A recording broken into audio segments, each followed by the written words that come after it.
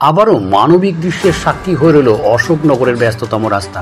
এবারকার নায়ক সেই ট্রাফিক হোমগার্ডের কর্মীরা, যারা প্রতি মুহূর্তে ঝড় জল রৌদ্র মাথায় নিয়ে আমাদের পরিষেবা দিয়ে থাকে। আজ আরও একবার তারাই আমাদের মানবতার পথপ্রদর্শক হয়ে রইল। বুধবারের সন্ধ্যার ব্যস্ততম সেই চৌরঙ্গি মোড়, তখন ছুটে চলেছে গাড়ি, আর সেই পথের মাঝেই 70 বছর বয়সী এক বৃদ্ধ হঠাৎই অসুস্থ হয়ে পড়েন। ছুটে আসে কর্তব্যরত সিভিক হোমগার্ডের কর্মীরা, প্রায় প্রাণীর ঝুঁকি নিয়ে ঝাঁপিয়ে পড়ে বৃদ্ধকে বাঁচাতে। তার সাথে ছুটে আসে আশেপাশের দোকানদার সহ পথ চলতি মানুষ।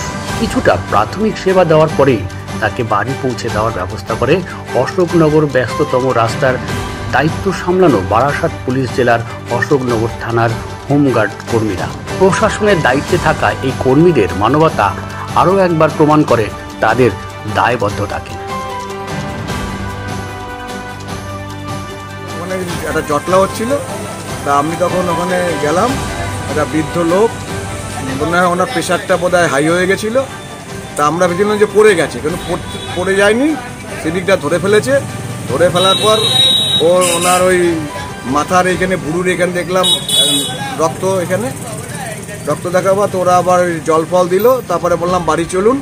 তখন বললো যে বাড়ি যাবো না, হাত জোর করছে, বাড়ি যাবো না। হ্যাঁ, আমি যেতে পারবো। আমার মনে হচ্ছিল ওনাকে দাঁড় করালাম, উনি সামনে ঝুঁকে যাচ্ছে, ওনাকে একা ছাড়া যাবে না। তখন ওই সিভিকরা ওনাকে বাড়িতে পৌঁছে দেওয়া, ট্রাফিকরা বাড়িতে পৌঁছে দিয়ে যে ওরা সহযোগিতা করেছে।